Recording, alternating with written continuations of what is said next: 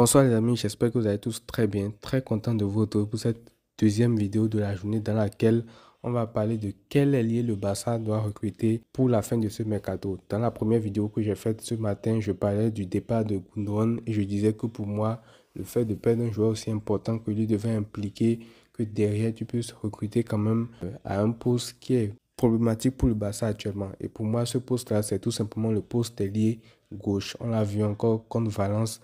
Le jeu penchait constamment du côté de Lamine Yamal qui focalisait toute l'attention des défenseurs. Et je pense que cette charge-là doit être répartie sur les deux côtés.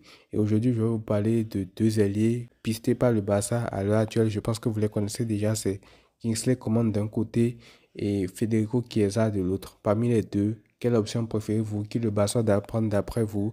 J'attends vos avis en commentaire par rapport à ça. Et moi, dans cette vidéo-là, ce que je vais faire, c'est que je vais parler des deux individuellement. Ce sera à vous de décider lequel vous préférez le plus ou pas.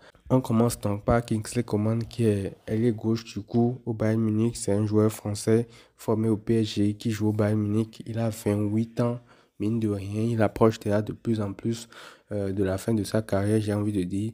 C'est un ailier qui est polyvalent, qui peut jouer à gauche, qui peut jouer à droite. Mais bon, j'ai envie de dire quand même qu'au Barça, il y a plus largement de quoi faire jouer à gauche que à droite. Actuellement, Lamine Yamal est indéboulonnable à droite. Mais de temps en temps aussi, on ne sait jamais, il peut dépanner à ce poste-là. Donc c'est un ailier qui est polyvalent. C'est un ailier qui connaît le très très haut niveau. C'est un ailier qui joue au Bayern depuis très très longtemps maintenant. Donc depuis 2015, il est arrivé au Bayern. Il a été prêté 1 an la saison d'après. Mais après, il est revenu au Bayern et depuis là, il n'a plus quitté cette équipe. Il a gagné la Ligue des Champions avec le Bayern. Donc il a un background des grands matchs notamment, puisqu'il a même marqué en finale de la Ligue des Champions 2020 contre le PSG, qui était son club formateur et tout. Donc, c'est un joueur qui, lors des grands rendez-vous, est présent, qui peut te débloquer un match, qui peut t'apporter beaucoup. Et sa qualité principale, vous l'aurez deviné comme un ailier, c'est bien sûr la percussion. La percussion sur le côté, le tranchant vis-à-vis des défenseurs et tout, ce qui manque en gros sur le côté gauche du Barça actuellement.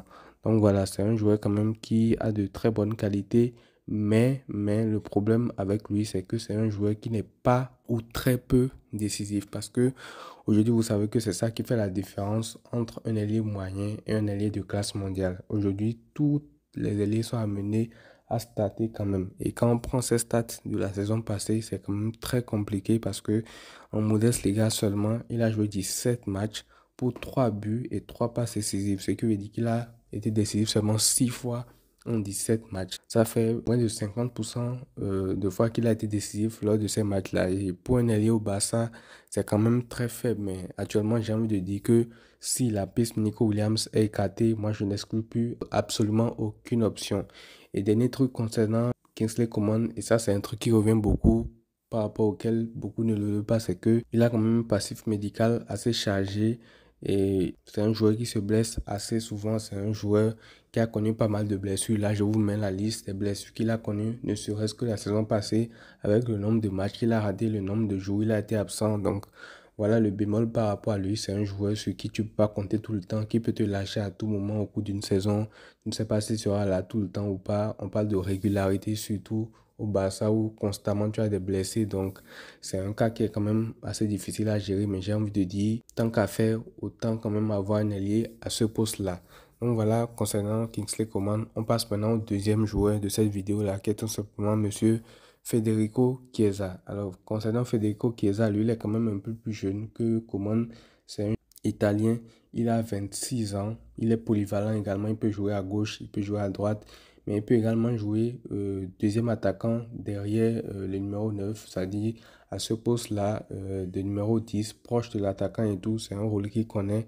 Mais principalement, s'il est ciblé par le Barça, c'est plus pour combler la lacune du Barça sur le côté gauche. Donc, je pense que lui aussi, si on le prend, c'est à ce poste-là qu'il va le plus jouer, en tout cas, sauf exception des fois où tu auras besoin de faire souffler certains joueurs et tout. Donc, lui aussi, il a une bonne qualité de percussion, mais contrairement à Coman, il est plus à l'aise dans les petits espaces. C'est pas forcément un joueur qui va avaler les grands espaces comme Kingsley Coman, mais c'est un joueur quand même qui peut apporter sur le côté, qui peut percuter et qui, mine de rien, a quand même une bonne capacité de finition, même si de temps en temps, il rate quand même pas mal d'occasions.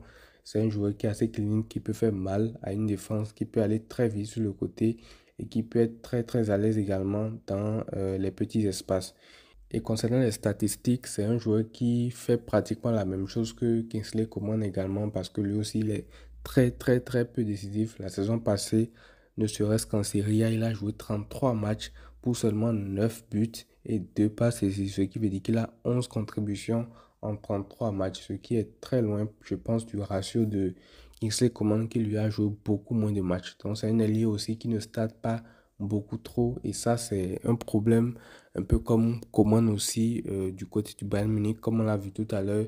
Et en plus de ça, c'est pas un joueur qui a joué de très très grandes compétitions, en tout cas en club, parce qu'avec le pays, il a remporté l'Euro 2021, on se souvient, en finale contre l'Angleterre et tout. Mais avec la Juve, il n'a pas joué de très grands matchs. Il n'est pas habitué à ce très très haut niveau-là, en tout cas quotidiennement, parce que avec l'Italie, c'était le très très haut niveau, l'Euro. Je ne dis pas le contraire, mais c'était pas quotidien en fait. C'était sur le coup d'une compétition. Tu représentes une patrie, donc tu es forcément porté par une autre force supérieure et tout. Et je me demande en club, surtout dans un club comme le Barça qui va être exigeant, où tu dois gagner tous les 2 jours, tous les 3 jours et tout. Comment ça va être pour ce joueur-là? Contrairement à Coman, il n'a pas cette expérience-là du très haut niveau quotidiennement.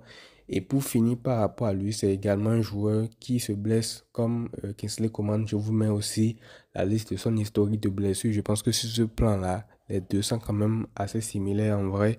Ils présentent pas mal de similitudes, même s'il y a de petits points qui les différencient. Donc voilà, c'est aussi un joueur sur qui tu peux pas compter sur toute l'année. Tu peux le perdre à tout moment. Tu ne sais pas quand il va te lâcher également. Mais en gros, il a quand même de bonnes capacités et tout. Donc voilà les deux ailiers sur lesquels le Barça se penche actuellement. Pour moi, que ce soit l'un ou l'autre, ça sera quand même une bonne nouvelle pour le Barça d'avoir un joueur quand même à ce poste-là, même s'il se blesse beaucoup, même si tu ne sais pas quand il va te lâcher, au moins tu sais qu'au cours de la saison, tu as un ailier gauche qui peut vraiment occuper ce poste-là et qui peut vraiment t'apporter sur le côté. Maintenant, en cas de blessure, ce qu'on ne souhaite pas bien sûr, là, maintenant, tu pourras bricoler Daniel Moore à gauche, Rafinha en faux ailier gauche. Bref, tu pourras explorer d'autres options. Mais je ne peux pas concevoir que tu perds ton meilleur joueur pour derrière ne pas prendre au moins un allié, peu importe s'il se blesse ou pas. Parce que là, on n'a plus le choix. Nico Williams, je pense que c'est mort, comme je l'ai dit en début de vidéo. Et voilà. Par rapport à ces deux-là, c'est ce que j'en pense. N'hésitez pas à me dire, comme je l'ai dit en commentaire, lequel vous préférez voir le Barça recruter. Est-ce que c'est Kingsley Coman? Est-ce que c'est Chiesa? Je lirai tout ça. Voilà les amis, c'est tout pour cette vidéo-là. Prenez tout soin de vous et à très vite.